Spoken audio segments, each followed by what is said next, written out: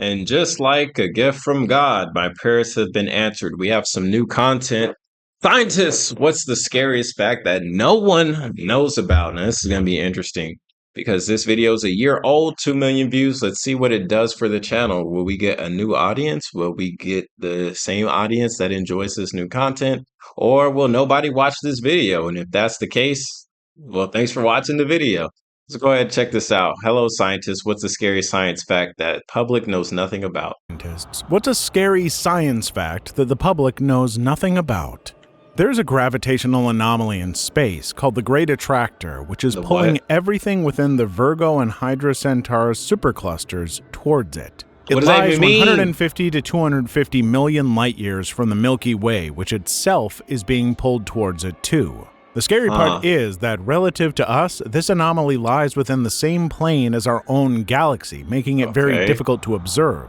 Essentially, we have almost no concrete idea of what it is. On the flip side of the Great Attractor is the Boötes Void, which I find a bit creepy. The Boötes Void, sometimes called the Great Void, is a huge spherical region of space that contains very few galaxies. It's approximately 700 million light-years from Earth and located near the constellation Boötes, which is how it got its name. What's scary about it? Measures 250 million light-years in diameter, representing approximately 0.27% of the diameter of the observable universe, which itself is a daunting 93 billion light-years across. Its volume is estimated at 236,000 MCP3, making it the largest known void in the universe. At first, astronomers were only able to find 8 galaxies across the expanse, but further observations revealed a total of 60 galaxies. Now, while that might still seem like a lot, it would be like stumbling upon only 60 objects across a region larger than the continental United States, and that's just in 2 dimensions. According to astronomer Greg Aldering, the scale of the void is such that if the Milky Way had been in the center of the Boötes Void, we wouldn't have known there were other galaxies until the 1960s. Looking at the volume of the Boötes Void, it should contain about 10,000 galaxies when considering that the average distance between galaxies elsewhere in the universe is a few million light years. But the question is, why and how this void came to be? There hasn't been enough time since the universe began for mere gravitational forces to clear out a space of that size. There's a theory that suggests that supervoids are caused by the intermingling of smaller mini-voids like soap bubbles coming together. But a more, maybe creepier explanation is that the Boötes Void could be the result of an expanding Kardashev 3 scale civilization. As the colonization bubble expands outward from its home. Okay, now we cooking.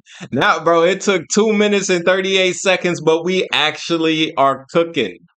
Okay, now that's terrifying and interesting at the same time, if that is actually what it is. So for people that don't know, it's like currently, like the way that we live our life right now, we are a tier 1 civilization. That means we don't really got much of anything when it comes to exploring space, exploring galaxies and stuff like that.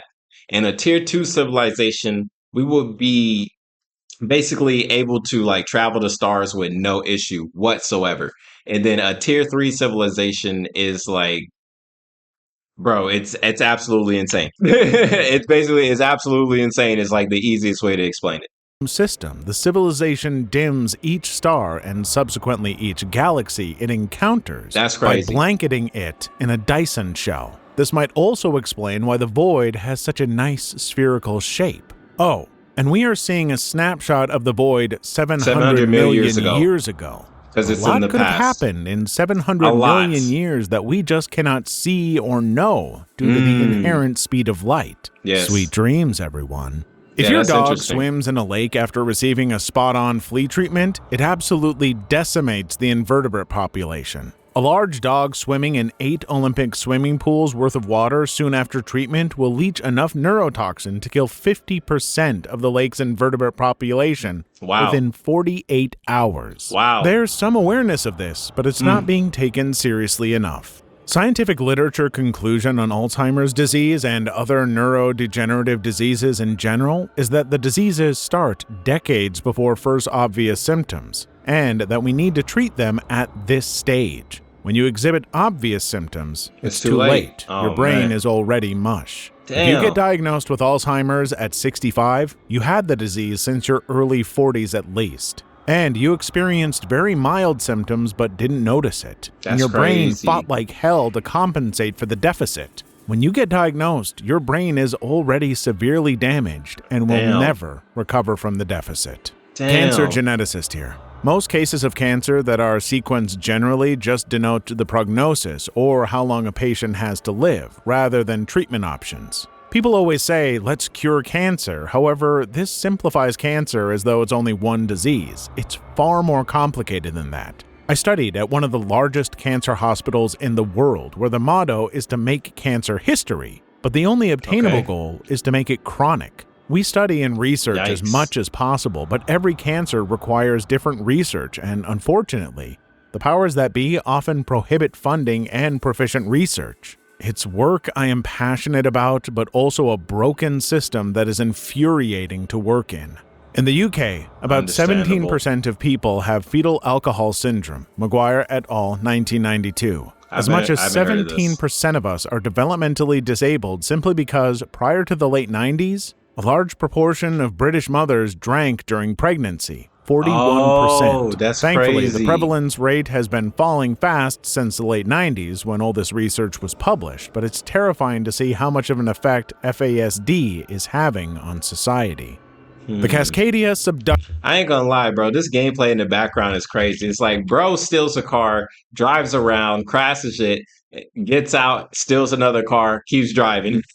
Like, bro, that's the gameplay. CSZ runs off the coast of Northern California to southern Canada and ruptures about every 250 to 350 years. We know this from geologic record. The last rupture was in January 1700, and there are written records from Japan of a tsunami that resulted from the earthquake on the other side of the Pacific. The zone is still active and is likely to rupture in the next 100 years, resulting in a Mag 9+ earthquake that impacts the west coast from northern Cali to southern Canada. Damn. I haven't seen this one yet. Insects are going extinct. Bro, that's going to be absolutely insane. Like, when it comes to natural disasters, like that is crazy, man. And how can you even prepare for something like that?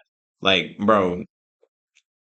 Oh man, science is actually pretty terrifying. I see why people just watch VTubers instead. We lost a significant chunk just since the 80s. I think it was around 20%. Mozzies are going up because of course, but just about everything else is going. It wasn't until I read this that I realized that as a kid in the 90s, I used to see butterflies all the time. Dragonflies. My house used to get invaded by Christmas beetles every year. Not so much. These days, I might see only 1 or 2 Christmas beetles in December, if any at all. When I was a kid, I remember finding 8 in my house in a single night.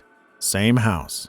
Prions. Misfolded proteins that caused a cascade of protein misfolding that led to amyloid plaque buildups, resulting in uncontrollable neurodegeneration that is fatal in 100% of cases within 2 years. Wow. There is no cure. Oh, no. We don't understand what causes it. We don't understand the mechanism of the misfolding cascade.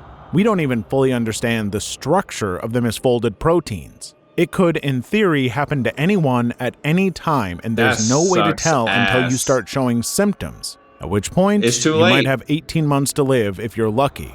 Damn. The last 6 of which will be intensely unpleasant. Oh, brother. I don't know if I'd call it science per se, or call myself a scientist, lol, but I'm a former funeral director. And one of the first things you learn in your actual funeral sciences class is that people over a certain body fat percentage will start a literal grease fire in your crematory oven if you don't bake them at the proper temp and duration. Cold start, low and slow is key. Everyone knows about scurvy, but the reason... I mean, yeah, that's definitely science, bro. Like, yeah, that's the human body. If you got too much body fat and you put it in the oven, like, yeah, like that's it. That is science. And it's so terrifying is usually less known. You see, scar tissue is not permanent. The process to build and maintain scar tissue is constantly ongoing. When you become vitamin C deficient, your scar tissue starts being reabsorbed by your body.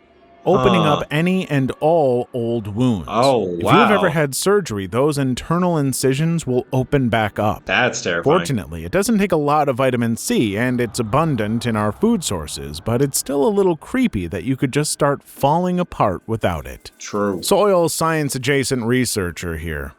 We are degrading, polluting, and losing our topsoil at such a rate that we may not be able to produce enough food to feed everyone within 50 to 60 years, let alone what impacts climate change may bring to bear on our food supply. And the U.S. government's crop insurance programs and incentives all reinforce the bad practices while discouraging regenerative practices. These bad policies are extremely hard to change because of lobbying from the major... I was literally going to say, how can we fix this by voting? But it's like, if you got lobbyists, bro, good luck voting that shit in. Business companies who make money off of these short-sighted policies. Our food supply is further threatened by our agricultural overdependence on aquifer water, which is not being replenished, making it an unsustainable source of water. If the aquifers are overdrawn, depleted, or polluted, we hit a hard wall of water scarcity, and we will have no backups to address the problem with. The drawdown of the aquifers also causes land subsidence, which causes costly infrastructure and building damage.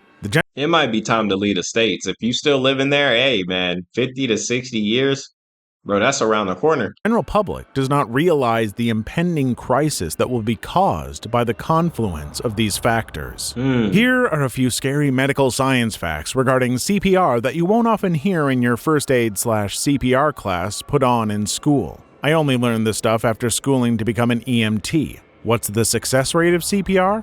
The average person assumes 75% or greater. In reality, it's barely 10%. It's one of the first things they told us in training because all new people have way too high of an expectation to the effectiveness of CPR. It can be very depressing when you're doing everything you were trained and aren't getting the results you think you should be getting. The time from collapse to the administration of a shock via AED is absolutely paramount.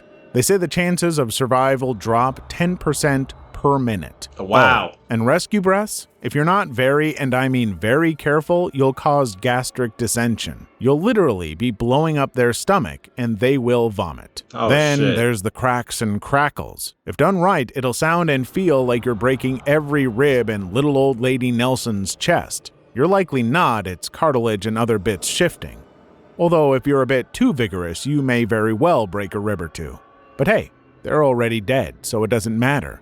They'd rather be alive with a broken rib than dead. Shit. If you live in the Netherlands and your house is older than, let's say, 100 years and you have not renovated your plumbing, chances are fairly high that you can get lead poisoning. It is impossible for water well, how often do people have 100-year-old buildings in the Netherlands? Companies to pin where they are and how many, and many buildings' plans do not include the plumbing schematics. So check your pipes so you for have lead. No idea. They can do harm, especially to children. Most cosmetic items that say they contain ingredients like different plant extracts have just enough to say that it's in there, but not enough to actually help you. Like a few grams in a batch that's a couple of thousand gallons. If it isn't an FDA-regulated component, like for example salicylic acid in a shampoo for people with dandruff, there's literally nothing stopping companies from putting virtually undetectable amounts of ingredients into stuff just to be able to say it's there. There's a solar event known as a CME, or a coronal mass ejection. It occurs very frequently on a cosmic timescale. Every few decades to centuries, there's a decent-sized one. Why are they scary? ACME is a massive burst of radiation, easily able to fully envelop the Earth in its path, and it's the equivalent of a non-stop EMP barrage. The last time a big one hit Earth was when we had telegraph lines for communications, and they spontaneously caught fire. In today's world, with everything running on electricity, when the next big one hits, we'll have at most a few days warning, and it'll be a literal apocalypse movie scenario. Well, that's with terrifying. Planes going down due to the whole electrical system frying, nobody's vehicle starting, untold billions, and fire damage would wreak havoc everywhere, and the machines we depend on to help would be similarly fried. Some stuff would be unaffected, being parked in deep, concrete-roofed parking garages and the like, but our entire infrastructure would be useless for years. Damn! It would literally send us like into a mini dark age while people tried to get things working again. Recovery would take decades to centuries. And it's like, hearing stuff like that, like, yeah, it's terrifying, but for someone like me, it's like, well, damn, this kind of gives people the ability to get a reset on something, right? Nobody's really going to be working that 9 to 5 because everybody's going to be working towards rebuilding society. And if we're all working together to try and rebuild society, that gives me hope that we could rebuild it in a good way. But, humanity has shown that we do not live in an ideal world. So who knows? Keep your community safe and keep your community close. Antibiotics have been abused and misused for so long that various bacteria strains have started to get resistance to them. What used to be a treatable infection might soon become deadly because we are unable to treat it with the antibiotics we have today. There is research to try and find other ways to treat antibiotic-resistant bacteria, but until then, please use prescribed antibiotics until they are finished, not until you feel better. If unused, do not flush them down the toilet or put them in the bin. Give it to a pharmacy so they can discard them correctly. And use antibiotics when necessary. Some countries will give them willy-nilly while others are more conservative. Humans rely on evaporating sweat to stay cool. If humidity gets too high, relatively low heat can kill humans. Really? The equivalent of 95 degrees Fahrenheit, 35 degrees Celsius, at 100% relative humidity can kill even healthy humans. This is called a wet bulb effect. By 2050, scientists predict multiple wet bulb events in the North China Plain. Approximately 400 million people live in the North China Plain. Oh, damn. The human genome is riddled with mutations. Some were passed down from your parents, some occur during DNA replication, and others as a result of DNA damage from the environment, smoking, UV light, etc. Most of these mutations are harmless. Some will be repaired, some won't. But others will be in cancer suppressor genes or oncogenes. In fact, you may have cancerous cells growing in your body right now. And we don't even know. Application security engineer here. I know that cybersecurity is not the science most people were probably hoping for, but I have some fun facts about your data. For starters, Facebook builds shadow profiles of people, so even if you don't have a Facebook, you do. Facebook collects your data from many, many sites you visit. If you see a like/share button on Facebook, they're collecting the data and adding it to the shadow profile. They basically stalk you from seeing how long you're on a web page to what you click. This is usually used for advertising purposes, but was also used for nefarious purposes, as seen with Cambridge Analytica. Secondly, in many countries, namely the US, your data is for sale. It sure is. From voter records to your address and the people you live with. Each U.S. state has their own laws about selling voter data, but for example, North Carolina allows you to download all the voter data for free. The voter data included is full name, address, voter ID, phone number, race/ethnicity, gender, where you were born, when you were born, county, age, bro, that's your whole driver's life. License number. That's literally your whole life. We wanted to see how accurate this could be and used Florida voter data to check my stepfather's information. It gave us his current address, voter ID, full name, phone number, and what party he voted for in 2020. That's crazy. It was also all accurate. That is so crazy. With breaches like the one we saw with Facebook, people can cross-reference your information and find you easily. If you think about it, this could lead to extreme terrorism from people who don't agree with you politically, which is pretty scary. Finally, if you toss in a website like White Pages, they can cross-reference this information to find friends, family, previous numbers, addresses, and sometimes emails of you and your loved ones. And all this information is protected only by a paywall. If they want to really get into the OSINT of this, they can look for breaches on your email or number and database dumps on sites like dhashed.com and could even potentially take over your accounts.